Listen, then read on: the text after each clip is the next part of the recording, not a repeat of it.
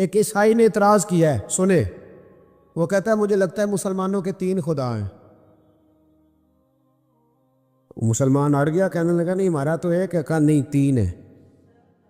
معاذ اللہ استغفر اللہ، ہمارا ایک ہے، کہنے لگا نہیں میں ثابت کرتا ہوں، ایک تمہارا خدا 5 نمازوں کا ہے، ایک رمضان کا ہے، ایک عید کا ہے۔ لگتا ہے معاذ اللہ عید والا زیادہ تگڑا ہے، تم زیادہ آتے ہو۔ رمضان والا لگتا ہے اس سے کچھ کمزور ہے، تم تھوڑے آتے ہو۔ اور 5 نمازوں والا شاید سب سے کمزور ہے۔ بات عقل کی ہے کہ نہیں؟ اس نے اعتراض ٹھیک کیا، تو مسلمان کو چاہیے نا خیال کرے۔ ایک یہودی نے لکھا تھا، اس نے کہا تھا جس دن مسلمانوں کی تعداد فجر کی نماز میں اتنی ہو گئی جس دن جتنی جمعے میں ہوتی ہے، اس دن نہ کوئی یہودی سازش کرے گا، نہ کوئی عیسائی تلوار نکالے گا۔ شرط یہ ہے کہ یہ اسی طرح فجر پڑھنے ہیں جس طرح جمعہ پڑھنے آتے ہیں، تو پھر کوئی شخص بھی ان کو کسی جگہ شکست دے سکتا تو ہمارے گناہ ہمیں پریشان کرتے۔ یہ جتنی آزمائشیں ہیں ان کے پس منظر میں گناہ ہیں۔ ہماری زندگی کے اندر جتنی تکلیفیں، ہماری پریشانیوں کا سبب ہم کون ہیں؟ بہت ساری جگہوں پہ ہم غلطی کرتے ہیں، اس کی ہمیں سزا ملتی، غلطی کی سزا۔ ایک نوجوان نے مجھے بڑی گہری بات سنائی، میرا قریبی تعلق تھا، کہنے لگا گھر میں بڑا مسئلہ ہے، بڑی پریشانی ہے، ماں اور بیوی کا ماحول اتنا سخت ہو گیا ہے کہ نمٹ نہیں سکتا۔ آپ یقین کریں میں نے ڈیٹیل سے ساری چیز کو اسٹڈی کیا، میرے پاس اتنا وقت نہیں ہوتا، پھر بھی میں نے اس فیملی کو پورا پڑھا تو غلطی نوجوان کی نکلی۔ نہ اس پہ اماں اعتبار کرتی ہے، نہ بیوی اعتبار کرتی۔ اس نے جھوٹ بول بول کے اس طرح کی ماحول پیدا کر دیا ہے کہ کوئی اس پر اعتماد کرنے کو تیار ہے۔ اگر آپ ناراض نہ ہوں تو ایک بات کروں، پتہ ہے گھر میں ماحول کب خراب ہوتا ہے؟ باہر والے ہماری تقریر سنتے ہیں، گھر والے ہمارا عمل دیکھتے ہیں۔ جب وہ دیکھتے ہیں نا کہ یہ کس طرح کا شخص ہے، اس کے رویے، اس کا کردار، اس کا لب و لہجہ کتنا برا ہے، اور یہ کردار کا کتنا کمزور ہے۔ اعلیٰ حضرت فرمایا کرتے تھے نیک وہ ہوتا ہے جس کی تنہائی صاف ستھری ہوتی ہے۔ اس لیے ماحول بگڑ جاتا ہے۔ یہ جو ہم کہتے ہیں نا میرے سجن بڑے بنتے ہیں پھر ٹوٹ جاتے ہیں، کچھ لوگ ایسے ہوتے ہیں جو ان کے پاس جاتا ہے انہی کا ہو جاتا ہے، وہ کہیں اور کے قابل کیوں بلا؟ اس لیے کہ ان کے کردار میں ٹھنڈک دیکھتا ہے، ان کے لب و لہجے میں مٹھاس دیکھتا ہے، اس شخص میں اتنی خوبصورتی دیکھتا ہے کہ اسی کا بن جاتا ہے۔ حضرت ابراہیم بن ادم کے پاس ایک نوجوان آیا، کہنے لگا میں گناہ کرنا چاہتا ہوں۔ فرمانے لگا بالکل کر، اللہ کا دیا ہوا رزق کھانا چھوڑ دے اور گناہ کر۔ کہنے لگا یہ نہیں ہو سکتا۔ فرمانے لگے چل پھر اس طرح کر، رب کی زمین پہ نہ رہ، کسی اور کی زمین پہ چلا جا۔ کہنے لگا یہ بھی نہیں ہو سکتا۔ فرمانے لگے چل اللہ کی چھت سے نکل جا۔ کہنے لگا یہ بھی نہیں ہو سکتا، تو آپ رو پڑے۔ فرمانے لگے پھر جناب اسرائیل جب آئیں تو ان سے کہنا مجھے 2-3 سال کی مہلت دے دے، پچھلی میری گناہوں میں گزر گئی، میں ذرا 3 سال عبادت کر لوں۔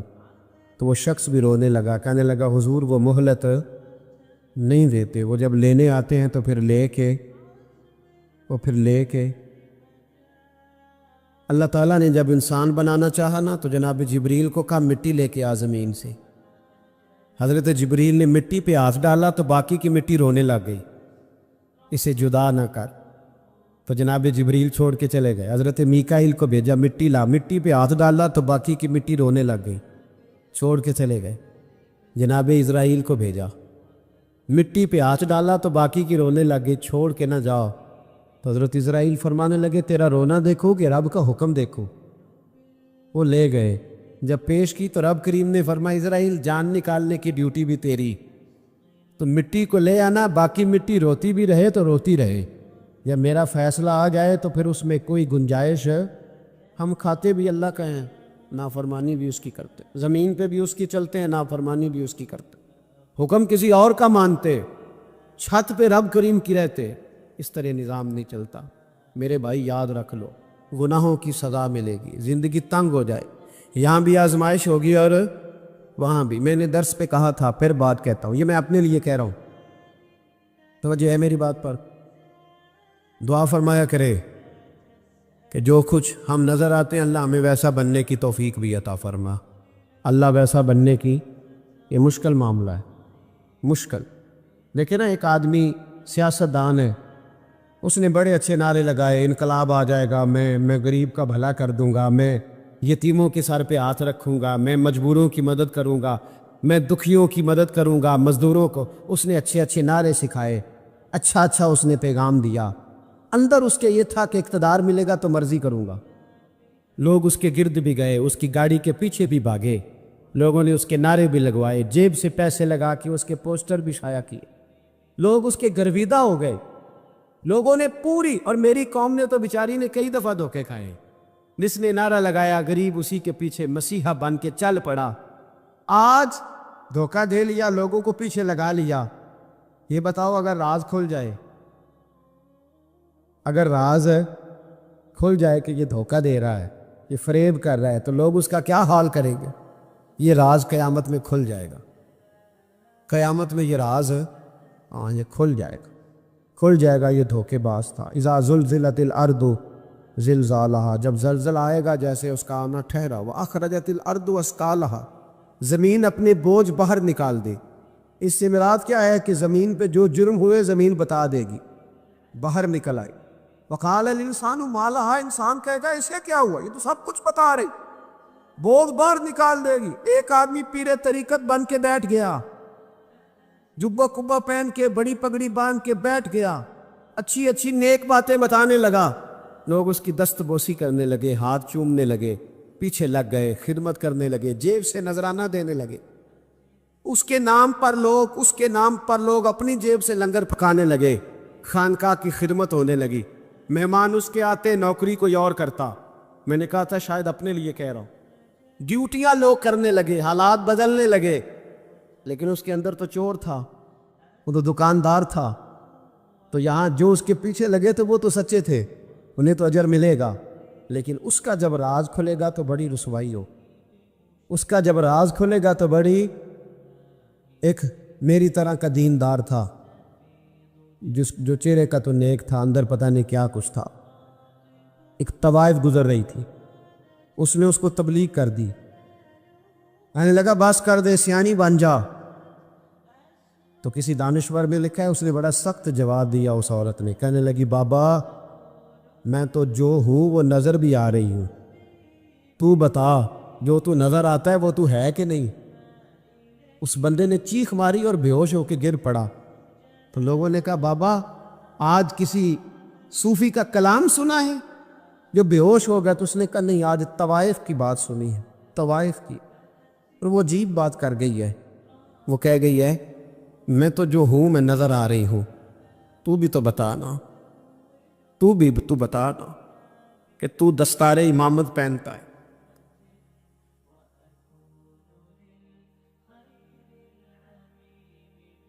تو بتا، تو جو کہلاتا ہے تو وہ ہے کہ نہیں؟ یہ وقال الانسان ما لہا، یہ راز قیامت میں کھلے گا۔ ہم جو کچھ بتا رہے ہیں نا اپنی زبانوں سے، ہمیں اپنے گناہوں کا احساس ہونا چاہیے۔ ایسا نہ ہو کہ جب سزا ملے تو پھر اس طرح کی ملے کہ دوبارہ کسی کو کوئی منہ دکھانے کے قابل نہ رہے۔ میرے بھائی یاد رکھیں اور سمجھیں، گناہ انسان کی زندگی کو تنگ کرتے ہیں۔ میرے نبی پاک علیہ السلام نے فرمایا جب تو جھوٹ بولتا ہے تو تیرے فرشتے کرامن کاتبین سائیڈ پہ ہو کے کھڑے ہو جاتے، جب تو زنا کرتا ہے تو تیرے اندر سے ایمان نکل جاتا ہے۔ اور نبی پاک علیہ السلام نے فرمایا جب میری قوم میں ناانصافی عام ہو جائے گی تو قتل بھی عام ہو جائے گا۔ اور سن لو، لکھ لینا یہ حدیث دل کی تختی پر۔ نبی پاک علیہ السلام نے فرمایا جب میری قوم میں بے حیائی اور بدکاری عام ہو جائے گی تو 2 سزائیں اللہ دے گا۔ ایک تو جوان موتیں آئیں گی، جوان بچے کچھ بھی نہیں دیکھا چلے گا، اور دوسری سزا اللہ یہ دے گا کہ ایسی بیماری آئیں گی جن کا علاج ہی نہیں ملے گا، ایسے امراض پھوٹ پڑیں۔ اگرچہ میں آپ کو ایسی تقریر بھی سنا سکتا تھا جس پہ آپ بہت زیادہ محظوظ ہوتے، پر میں نے اس جمعے میں ایسا موضوع چنا ہے جس کا ہمیں خاص ضرورت ہے۔ بھائی دیکھے تو صحیح کہ ایسا تو نہیں کہ ہم ان عیبوں میں مبتلا ہیں۔ میرے نبی کریم علیہ السلام نے فرمایا جب تم نیکی کا حکم دینا اور برائی سے منع کرنا چھوڑ دو گے پھر اللہ تم پر ظالم حکمران مسلط کرے۔ اور اگلے لفظ اس سے بھی زیادہ سخت ہیں، محبوب فرمانے لگے پھر تمہاری نیک لوگ دعائیں بھی کریں گے تو اللہ وقتی طور پر ان کی دعاؤں کو بھی قبول نہیں فرمائے گا، اس لیے کہ تم لوگوں نے نیکی کا حکم دینا اور بھلائی سے روکنا چھوڑ دیا۔ عزیزو یاد رکھو، جب گناہ عام ہوتے تو پھر حالات بدلتے اور لوگوں کو سزا ملتی ہے ان کے گناہوں کی، بلکہ یہاں تک لکھا ہے کہ نیت خراب ہو تو سزا شروع ہو جاتی۔ کیا خراب ہو؟ بولیے گا۔ نیت بھی خراب ہو تو سزا۔ حضرت رومی کہتے ہیں کہ ایک بادشاہ کو پتہ چل گیا کہ ایک آدمی نے بڑا اچھا باغ لگایا ہے، خوبصورت باغ ہے، مالٹے کا، کنوں کا باغ، بڑا پیارا۔ بادشاہ نے کہا ذرا جا کے دیکھتا ہوں۔ بادشاہ سلامت باغ دیکھنے آئے تو اب وہ مزدور آدمی تھا، عام آدمی تھا جس نے باغ لگایا، کسان تھا، اس کو کہا کہ چند کنوں توڑ کے لایا تو بڑے پیارے لگے۔ ایک دو اور لایا، کھائے، بڑے میٹھے، بڑے پیارے، بڑے توانا، بڑا مزہ آیا۔ تو بادشاہ کے دل میں خیال آیا کہ اس پہ قبضہ نہ کر لوں باغ پہ۔ ہمارے یہاں نا کرائے پہ دکان دیتا نا مالک، تو جب کسی غریب کی چل جاتی ہے کہتا ہے تو خالی کر، میں نے خود ڈال لی ہے۔ چل گئی نا اس کی، حالانکہ رزق اپنے اپنے نصیب کا ہے، رزق اپنے اپنے نصیب کا ہے، جس کو اللہ تعالیٰ چاہتا ہے عطا کرتا ہے۔ تو اس کو کہا کہ اور توڑ کے لا، اور دل میں خیال ہے کہ یار اتنا اچھا باغ ہے، قبضہ کر لیتے ہیں، ہماری حکومتیں قبضہ کر لیتی ہیں کہ جو چیز اچھی لگ جائے۔ اب وہ کسان دو تین کنوں توڑ کے لایا، اس نے کھائے تو کھٹے نکلے، ترش تھے۔ کہنے لگا تجھے کیا ہو گیا ہے؟ تو بندہ بڑا صاحب دل تھا، کہنے لگا میں تو ٹھیک ہوں، آپ اپنی نیت سے پوچھیں کہیں خراب تو نہیں ہو گئی۔ تو کنوں میں بھی اس کا اثر آ گیا ہے، اپنی نیتیں بگڑ جائیں نا، نیتیں۔ اب ایک بات کہنے لگا ہوں، غور سے سننا۔ جب تک دو بھائی اکٹھے کاروبار کرتے ہیں، نیت ہوتی ہے کہ ہمارا گھر چلے گا، تب تک اللہ برکت دیتا ہے۔ اور جب اپنی اپنی جیبیں سمیٹنے لگ جاتے ہیں نا کہ یہ میرا 5,000 ہے، آج میں گیا تھا اگرائی کرنے، یہ میرا 10,000 ہے، آج میں نے زیادہ کی، جب وہ ٹٹولنے لگتے ہیں پھر اس دکان سے بھی برکت اٹھ جاتی، پھر وہاں سے بھی برکت چلی جاتی ہے۔ فَإِنَّ لَهُ مَعِيشَةً ضَنْكَ، فرمایا جب تو میں منہ پھیر لیتا ہے پھر تیری زندگی اللہ تنگ کر دے، پھر وہاں سے بھی برکت، خوبصورتی، اثر اٹھ جاتا ہے۔ میں تقریر نہیں کر رہا، جذبات کا اظہار کر رہا ہوں۔ میں آپ سے داد نہیں چاہتا، میں آپ کی ذہن سازی چاہتا ہوں۔ آپ بھلے میری بات پر کوئی سبحان اللہ ماشاءاللہ نہ کہے، لیکن میرے درد دل کو سمجھے میں کیا کہنا چاہتا ہوں۔ دوستو، حضور کی محبت مضبوط کرتی ہے، مضبوط، طاقتور کر دیتی ہے۔ نہ سمجھ آئے تو سیدنا بلال سے پوچھ کے دیکھو، مار پڑتی جاتی ہے، محبت طاقتور ہوتی جاتی ہے، تانے ملتے جاتے ہیں، محبت مضبوط ہوتی جاتی ہے۔ نہ سمجھ آئے تو سیدنا سلمان فارسی سے پوچھو، سالوں بیت گئے، ڈھونڈتے، تلاش کرتے، آتے حضور کی بارگاہ میں حاضری دیتے، غلامی کرتے، کہاں سے چلے کہاں پہنچے۔ اگر نہ سمجھ آئے تو حضرت خبیب سے پوچھو، نہ سمجھ آئے تو بدر میں جا کے شہید ہونے والوں سے پوچھو یہ محبت کتنا طاقتور کرتی ہے۔ حضرت انس بن نضر سے پوچھو میدان احد میں کہ یہ محبت افکار کو زندہ کرتی ہے، روح کو تازہ کرتی ہے۔ بندہ نہ زیادہ باتوں سے ویسے ہی بچ جاتا ہے۔ ایک شے صرف یاد کرنی پڑتی ہے، ایک شے، علم و بس کریو یار، اے ہوئی حرف تینوں درکار۔ اعلیٰ حضرت فرماتے ہیں اے عشق تیرے صدقے ہم جلنے سے چھٹے سستے، جو آگ بجھا دے گی اب وہ آگ لگائی ہے، جو آگ بجھا دے گی اب وہ۔ اور پھر اعلیٰ حضرت فرماتے ہیں کہ یاد رکھنا جان ہے عشق مصطفیٰ، روز فزوں کرے خدا، اور جس کو ہو درد کا مزہ، جس کو ہو درد کا مزہ، ایک ہوتا ہے شفا کا مزہ، ایک ہوتا ہے بیماری کا مزہ۔ یہ حضور کی محبت کی وہ والا درد ہے کہ یہ مزیدار ہے۔ اعلیٰ حضرت فرماتے ہیں جان ہے عشق مصطفیٰ، روز فزوں کرے خدا، او لوگو جس کو ہو درد کا مزہ، وہ ناز دوا اٹھائے کیوں، اور پھر کے گلی گلی تباہ، ہم ٹھوکریں سب کی کھائیں کیوں، اور دل کو جو عقل دے خدا تو تیری گلی سے جائے کیوں؟ دل کو جو عقل دے خدا تو تیری گلی سے جائے کیوں؟ صحابی بیٹھے نا نبی پاک کی بارگاہ میں، اور دیر سے بیٹھے اور جم کے بیٹھے، بٹھا کے اپنے محبوب کو اپنے پہلو میں۔ جو لوگ کچھ نہیں کرتے وہ بھی کمال ہی کرتے، دیر سے بیٹھے اور بیٹھے تو نبی کریم نے فرمایا جاؤ کوئی کام بھی کرو۔ اٹھے، ستون کی اوٹ سے ہو کے واپس آ گئے، کہنے لگے یا رسول اللہ آپ کے بغیر دل ہی نہیں لگتا، تو طبیعت ہی نہیں جمتی، کہیں نظر ہی نہیں ٹھہرتی۔ جب تک آپ اپنے دل کی کیفیات، یار ہمارے بزرگ، ہمیں تو وقت نہیں ملنا چاہیے۔ اگر ہمارا دعویٰ ہے کہ ہمیں حضور سے محبت ہے تو وقت ہی نہیں ملنا چاہیے۔ سیرت ساری پڑھ لی ہے ہم نے، حضور کی احادیث یاد کر لی ہیں، نبی پاک کے فضائل پر جو کتابیں لکھی گئی ہیں وہ ہمارے پاس ہیں۔ کیا آج صبح سے لے کر اب تک 1100 بار درود شریف نصیب ہوا ہے؟ کیا اگر حضور سے محبت ہے تو ہمارے دل میں نبی پاک کی امت کا درد ہے؟ حضور پر نازل ہونے والے قرآن مجید کو ہم نے سمجھا ہے؟ دین اسلام کی روشن تعلیمات کے ہم کتنے قریب گئے ہیں؟ فارغ وقت آپ کیا جی میں آج کل بور ہوتا ہوں، تو بھئی آپ کتاب خریدیں حضور کی سیرت پر، پڑھیں شاہ عبدالحق محدث دہلوی نے کیا لکھا ہے، پڑھیں حضور کے فضائل کمالات، پڑھیں شفا شریف قاضی اعجاز کیا لکھتے ہیں۔ لیکن زندگی تو ادھر ادھر ضائع ہو رہی ہے۔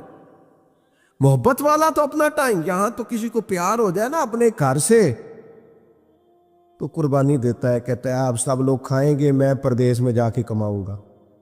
پیار ہو گیا نا تو اس نے جدوجہد کیا، اس نے عمر گزار دی۔ ہمیں اگر پیار ہو تو پھر انداز کچھ اور ہو۔ تھوڑا سا نا اپنی قلبی واردات پر توجہ دیں، اپنے دل سے پوچھیں، ایک تسبیح رکھ لیں ہاتھ میں۔ جس طرح موبائل ہو نا بندے کے پاس تو چین نہیں نہ لینے دیتا، جس طرح موبائل ہاتھ میں ہو تو چلتا رہتا ہے نا، انشاءاللہ تسبیح بھی ہاتھ میں ہوگی تو درود پاک چلتا رہے گا۔ یہ کریں یہ کام، حضور کے تذکار جمیلہ، نبی پاک کا تذکرہ، اپنے قلب اطہر میں حضور کی محبت کو۔ آپ دیکھیں نا کبھی صحابہ کا مزاج، ایک ہوتا ہے بڑے مشورے کرنا اور ایک ہوتا ہے زندگی میں نا ایک حرف یاد کر لینا۔ صحابہ نے نا ایک سبق یاد کیا تھا کہ جو حضور کہہ دیں گے نا، یہ بڑا مختصر، بڑا جامع، بڑا مزیدار اور سارے پہلوؤں کو اکٹھا کرنے والا سبق ہے۔ جو کریم کہہ دیں گے نا، لمبی چوڑی دوڑ ہی نہیں، جو حضور فرما دیں گے۔ حضرت صدیق اکبر سے پوچھا آپ کو پسند کیا ہے؟ کہنے لگے حضور آپ کو دیکھتے رہنا، میرا دل کرتا ہے میری بیٹی گھر میں خدمت کرے، حضور میرا دل کرتا ہے اللہ مجھے مال دیتا رہے، میں آپ کے قدموں پہ قربان کرتا رہوں۔ سانو تے قید سجن دا گہنا ہے، وہ جینج رکھے ایسا اونج رہنا ہے۔ ہم نے نہ طے کر لیا ہے، ہم نے ادھر ادھر ایک مختصر سا سبق یاد کر لیا۔ آپ یاد رکھیں ہمارے پاس کوئی نہ کوئی لذت ہے، کسی نہ کسی چیز کے پیچھے دوڑ رہے ہیں، ہر بندہ دوڑ رہا ہے، کچھ مان کے دوڑتے ہیں، کچھ نہ مان کے دوڑتے ہیں، لیکن دوڑ لگی ہوئی ہے۔ آپ یقین کریں میں ایسے لوگوں کو بھی جانتا ہوں جو ڈھونڈ کے محفل میں جاتے ہیں، آج میں نے اپنے نبی کی نعت سن لی ہے۔ میں ایسے لوگوں کو بھی جانتا ہوں جن کو کتاب مل جائے نا، ٹائٹل پہ لکھا ہو حضور کا تذکرہ، دوڑ کے خرید لیتے ہیں۔ میں نے دیکھا ہے کہ حضور کے میلاد پاک میں وہ یوں خرچ کرتے ہیں کہ جیسے بس پوری کیفیت طاری ہو گئی۔ نبی پاک کی نسبت جہاں نظر آئی، حضور کے اصحاب کی بات آئی یا اولاد کی بات آئی، امت کے اولیاء کی بات آئی یا علماء کی بات آئی، دین کے طلباء جو مدرسوں میں پڑھتے ہیں ان کی بات، جہاں جہاں ذکر آیا ہم نے نہ کبھی قطرے پہ غور کیا اور نہ دریا دیکھا، بس جہاں تیری جھلک دیکھی وہیں ڈوب گئے۔ اپنے دل میں اس محبت کو پیدا کریں۔ میں آپ سے عرض کروں، اولادیں بھی پریشان ہیں ہماری، ہم نے بچوں کو پیسے دیے، ٹائم نہیں دیا، ہم نے بچوں کو گھر دیا ہے، خاندانی ماحول نہیں دیا۔ اب شکوہ صرف بچے سے نہیں کہ وہ موبائل پہ ہے، ابا بھی تو موبائل پہ ہی ہے نا، وہ بھی تو نہیں نا چھوڑ رہا۔ بچے جو چھوٹے موٹے سوالات اپنے ماں باپ سے پوچھتے تھے تو ایک خاندانی روایات، ان کا حسن منتقل ہوتا تھا، وہ اب رخصت ہو رہا ہے۔ بچے اپنے گھروں میں، آپ کو پتہ ہے یہ صحابہ کی اولادیں کیوں جان قربان کرتی تھیں نبی پاک پہ؟ انہوں نے گھر میں جو دیکھا تھا نا اپنے ماں باپ کو کرتے، تو وہ تیار تھے، ایک سے ایک بڑھ کر تھا۔ حضرت عمر بن جموح جنگ میں آئے تو چاروں بیٹوں سمیت آئے، اولادیں ساتھ آئیں ان کی۔ کیوں؟ انہوں نے اپنے بچوں کو وقت دیا، ٹائم دیا، ان کی تربیت کی۔ دیکھیں، ایک ہے میں تقریر کروں، تقریر سے بھی بچے سیکھیں گے، ایک ہے کہ جو ان کا باپ کرتا ہے۔ میں اکثر ایک مثال دیتا ہوں، میں کہتا ہوں کہ کئی دفعہ گھر میں نا اماں کہتی پتر چپ کر جا، تیرا ابا آج کل پریشان ہے، ناراض ہو جائے گا، چپ کر، ابھی بات نہ کرنا، کاروباری ٹینشن چل رہی۔ ہوتا ہے کہ نہیں؟ پتر آج نہ بات کرنا، آج تیرے ابا جی کا موڈ نہیں ٹھیک، ہوتا ہے نا؟ تو کبھی کبھی یوں بھی ہونا کہ ابا بستر میں رو پڑے، تو پتر اٹھ کے جا کے پوچھے اماں جی خیر ہے؟ تو اماں بھی رو پڑے، اماں بتاؤ تو صحیح ہوا کیا؟ تو اماں کے پتر تمہارے باپ کو نا حضور کا مدینہ یاد آ رہا۔ آپ یقین کریں یہ رنگ اولاد پہ وہ رنگ چڑھائے گا، یہ انداز وہ انداز سکھائے گا۔ ابا پیسوں کے لیے تو روز روتا ہے، زمینوں جائیدادوں کے لیے روتا ہے، میرا کاروبار نہیں چلتا روتا ہے۔ کاش یہ کبھی حضور کی محبت میں روئے، یہ کبھی اس درد سے تڑپے، کبھی اس کی وہ کیفیت بنے، تو بھی بچے کو کہنا نہیں پڑے گا۔ اپنوں کے تو آنسو دیکھ کے بندے کے آنسو آ جاتے ہیں، روحوں کی جیسے ہی قربت ہوتی ہے درد آنسو بن کے چھلک نکلتا ہے۔ جب تک یہ محبت اس بار رفتگی کے ساتھ نہیں پیدا ہوگی، کبھی ابا انگلی لگائے نا بچے کو اور مسجد میں جا گئے، قاری صاحب دل بڑا پریشان ہے، ذرا حضور کی قنات تو سنائے، ذرا گھر میں بچے کو کہے نا پتر یہ کھول ذرا موبائل اور حضور کی فلاں نعت تو لگا، میرا دل کر رہا ہے۔ تو یہ بھی انداز ہے جو بچوں کے دلوں میں حضور کی محبت پیدا کرے گا۔ لیکن ہم نے نا بالکل ایک روایتی انداز اختیار کیا ہوا ہے۔ ٹھیک ہے کبھی کوئی سلسلہ ہو گیا تو ہو گیا، اس کی جو عملی کیفیات ہے وہ ہمارے ہاں نہیں ہے۔ بات ختم کرنے لگا ہوں، آپ فرماتے ہیں مسلمانوں اس حدیث کو یاد کر لو، اگر تم اسے یاد کرو گے تو مضبوط ہو جاؤ گے۔ حدیث کیا ہے؟ نبی کریم صلی اللہ علیہ وسلم نے فرمایا اگر سارے انسان مل کے بھی تیرا برا کرنا چاہیں تو جب تک رب کی مشیت نہ ہو وہ تیرا برا کر نہیں سکتے۔ اور حضور صلی اللہ علیہ وسلم نے فرمایا اگر سارے انسان مل کے تیرا بھلا کرنا چاہیں تو جب تک رب کی رضا نہ ہو تیرا بھلا ہو نہیں سکتا۔ تو اعلیٰ حضرت فرماتے ہیں اس چیز کو ذہن میں بٹھاؤ، مسلمانوں اپنا رجوع اپنے رب رسول کی طرف مضبوط کرو۔ یہ کیا بات ہو گئی کہ میں اس سے بھی ڈر رہا ہوں، میں اس سے بھی ڈر رہا ہوں، وہ بھی میرے پیچھے لگ گیا۔ فاضل بریلوی رحمۃ اللہ علیہ ان چیزوں سے منع فرماتے تھے، وہ کہتے تھے یہ توہمات ہیں، اوہام پرستی ہے، ہمیں ان چیزوں سے ہمیشہ بچنا ہے، اپنی آنے والی نسلوں کو بچانا ہے۔ فرمایا کرتے تھے رب کی رضا پہ جو راضی رہتا ہے اللہ اسے سکون والی زندگی عطا فرماتا ہے۔ ہمارے ہاں لوگ پوچھتے ہیں طبیعت کیسی ہے، لیکن یو پی میں، سی پی میں، لکھنؤ میں پوچھا جاتا ہے کہ کیا شکایت ہے آپ کو؟ کہتے ہیں جی سر درد کی شکایت ہے۔ یہ اردو کا ایک محاورہ ہے، جناب کیا شکایت ہے؟ کہتے ہیں جی مجھے کمر درد کی شکایت ہے۔ پھر پوچھنے والے پوچھتے ہیں کہ جناب اس شکایت کا کیا بنا؟ تو صدر الشریعہ مولانا امجد علی صاحب اعظمی رحمۃ اللہ علیہ فرماتے ہیں اعلیٰ حضرت کو بخار تھا تو میں حاضر ہوا، تو میں نے کہا حضور شکایت کا کیا بنا؟ کہنے لگے مولانا پڑھے لکھے ہو کے تو ایسی باتیں نہ کرو، شکایت کس سے کرنی ہے؟ رب نے جس حال میں رکھا ہے بڑا ہی اچھا رکھا ہوا ہے، شکایت کا کیا معنی ہوا؟ اللہ نے جہاں سمجھا مناسب اس نے ہمیں رکھا ہے، شکایت کیا ہوتی ہے؟ مجھے کسی سے شکایت نہیں۔ فرمایا کرتے تھے الحمدللہ مجھے سر درد بھی ہوتا ہے اور بخار بھی ہوتا ہے اور میں بڑا خوش ہوں، یہ وہ مالی بیماریاں ہیں، یہ وہ امراض ہیں جو نبیوں کے قدم بھی چومنے آیا کرتے تھے۔ میں خوش بخت ہوں کہ وہ امراض جو انبیاء کے پاس آتے تھے، سر درد اور بخار، وہ مجھے لگتے ہیں۔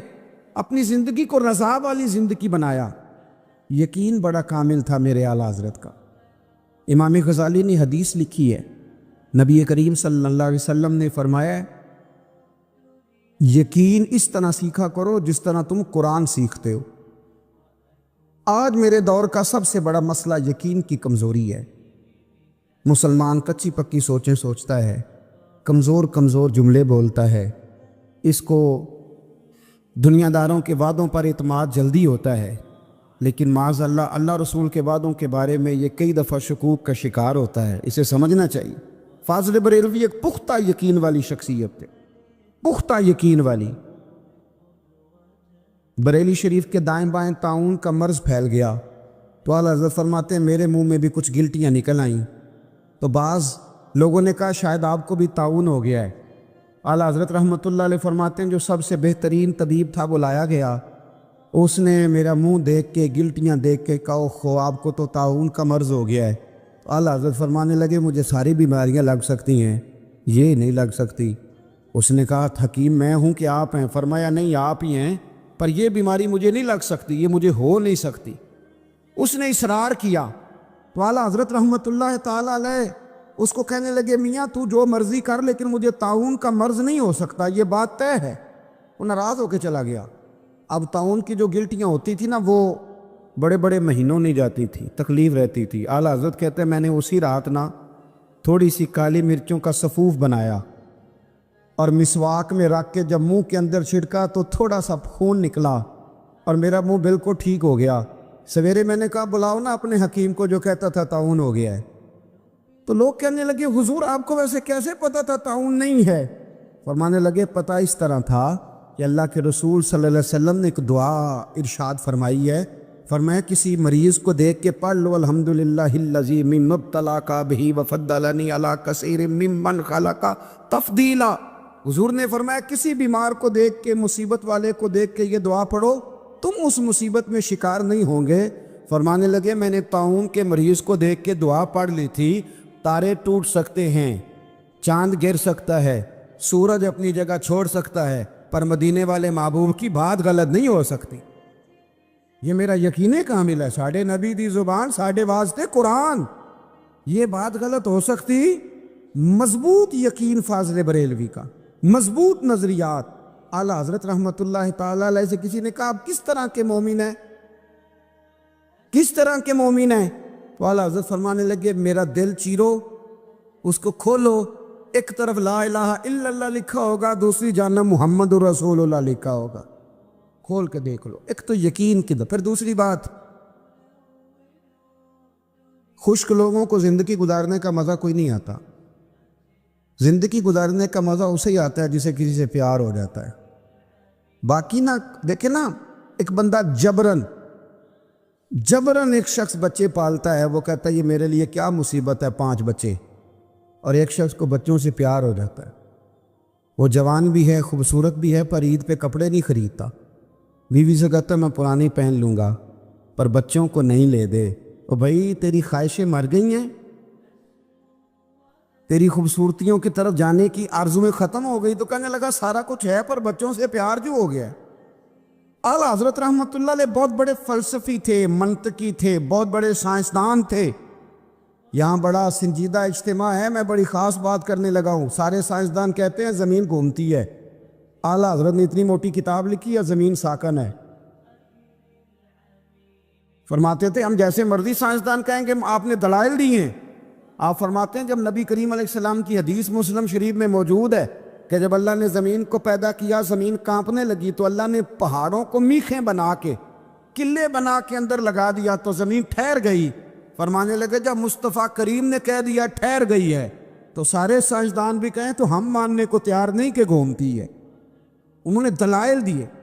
وہ ہمیں نہ روز کہہ دیتا ہے ڈاکٹر آپ کی طبیعت خراب ہے، کھانسی ہے، گھر میں کسی اور کو تو نہیں؟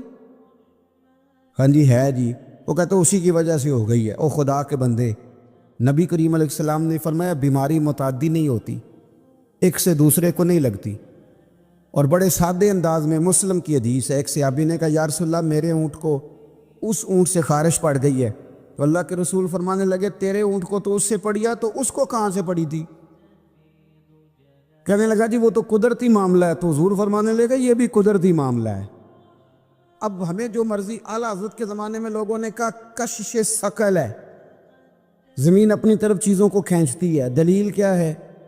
وہ کہنے لگے جی سیب گرتا ہے تو زمین پہ، آم گرتا ہے درخت سے تو زمین پہ امرود گرتا ہے تو انار گرتا ہے تو زمین میں کشش ہے، کھینچ لیتی ہے۔ اعلیٰ حضرت فرمانے لگے شاباش، سائنسدان جو کہیں گے ہم مانیں گے۔ فرمانے لگے زمین نے آدھا کلو کا سیب کھینچ لیا ہے، 1.5 پاؤ کا انار کھینچ لیا ہے، پر ہم نے غبارے میں 1.5 شٹانگ ہوا بھر دیا، وہ تو زمین سے کھینچا نہیں گیا۔ یہ کس قسم کی کش سے شکل ہے؟ یہ بھی 2 سال پہلے ڈاکٹر عبدالقدیر خان کا مضمون چھپا تھا روزنامہ جنگ میں۔ وہ کہتا ہے مجھے وہ مولوی چاہیے تھا جس کے پاس قرآن حدیث بھی ہو اور سائنس کے علوم بھی ہوں۔ کہتا میں نے زمانے کے دروازے کھٹکھٹائے، پھر میں پہنچا بریلی کے امام کے پاس، اور کہتا ہے وہاں جا کے میں ٹھہر گیا ہوں، اس لیے کہ مجھے قرآن و سنت کا نور بھی ملا ہے اور مجھے سائنس کے رموز بھی ملے ہیں۔ یہ واحد شخص ہے جو دین کو سائنس کا پابند نہیں کرتا، بلکہ سائنس کو مدینے والے کا غلام بناتا ہے، مدینے والے کا غلام بناتا ہے۔ تو اعلیٰ حضرت فرمانے لگے عجیب فلسفہ ہے نا جی، آم کھینچ لیا اس نے، سیب کھینچ لیا، امرود کھینچ لیا، پر اس سے 1.5 شٹانگ والا غبارہ۔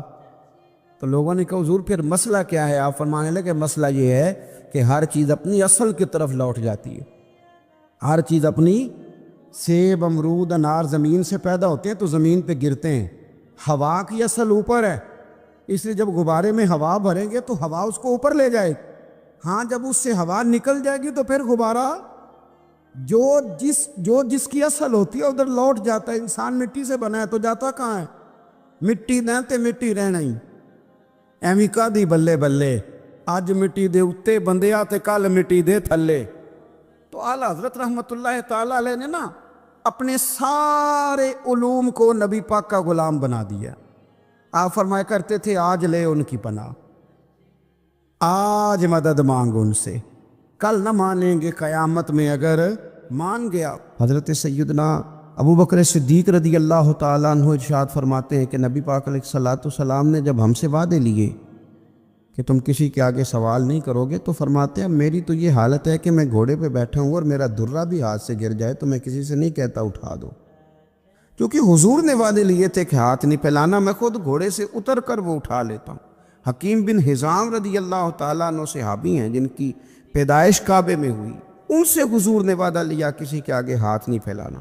حضرت سیدنا ثوبان رضی اللہ تعالیٰ عنہ سے وعدہ لیا کسی کے آگے ہاتھ نہیں پھیلانا۔ حضرت ابو ذر غفاری سے کہا کسی دنیا دار کے آگے ہاتھ نہیں پھیلانا۔ حضور سید عالم صلی اللہ تعالیٰ علیہ وسلم چاہتے خوددار رہے نبی پاک کی امت، لیکن آج کسی چوک میں چھوٹے بچے دکھائی دیتے ہیں وہ مانگ رہے ہیں، کسی جگہ پہ خواتین کھڑی ہیں وہ کشکول طلب دراز کیے ہوئے ہیں، کسی جگہ ہم دیکھتے ہیں کہ بیمار لوگ اپنے زخم دکھا کے مانگ رہے ہیں، کسی جگہ چھوٹے بچوں کو آگے کر کے مانگا جا رہا ہے۔